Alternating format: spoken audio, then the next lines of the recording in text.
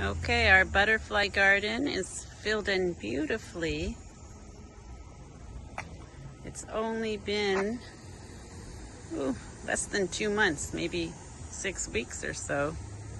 And all the ground cover has filled in all those spots.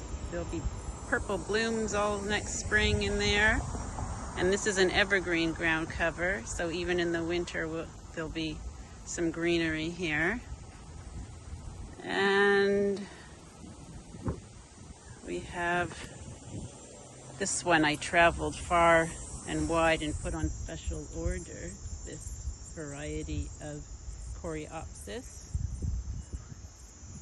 And I see that it has taken well. And all these other ground covers are doing very well as well. So next year, the entire area will be covered with this ground cover, sweet woodruff. And the butterfly garden is going berserk. Look at the purple cone flowers. And here, I picked this up in a little grocery store. It was a find. I haven't seen this around in years. This is called obedient plant, and it is doing beautifully. Look at the bees hovering around. Marvelous pollinator. And you can see these gorgeous tubular flowers. And if you look carefully, the leaves on this plant are variegated.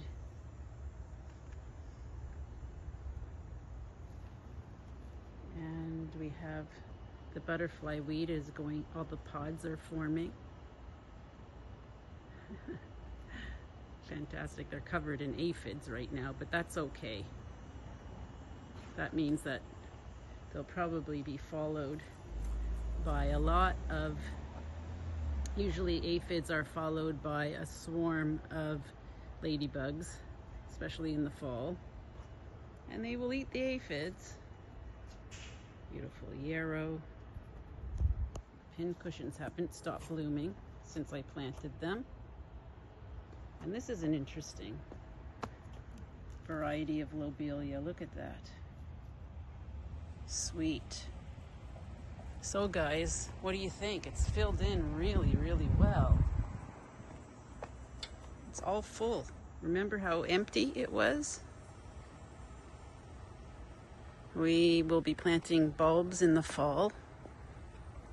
And here we have a bunch of transplants. I transplanted these hostas here, but even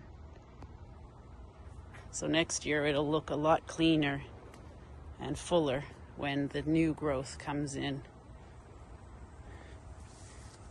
It'll be all full next year and all neat and tidy. I'll give a trim up to this birch tree in the spring. And we're going to enjoy a beautiful, beautiful display, hopefully. We'll be planting bulbs, which always gives us plenty to look forward to in the spring. A few of the plants had suffered. We had a heat wave, 2 months of practically no significant rain. So I see that some of the shrubs have suffered, and even our little beech tree has received a little bit of leaf burn from this drought period.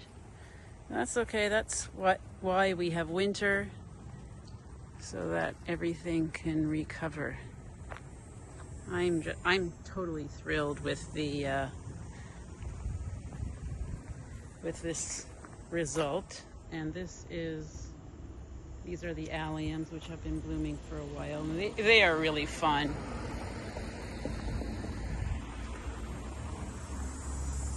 And a nice addition for late summer bloom. Let's take a look at this. The camera doesn't really capture the light and the full experience actually of the garden. I find that this camera makes the garden recede and look further than what it is. But anyway,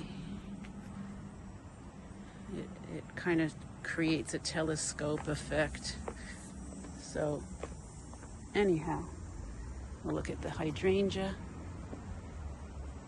Was lucky to find that variety for us last year because they were all sold out. The next time I went to the nursery, they were gone, so I'm glad we managed to get that particular species, which is important because only that species does well in the shade.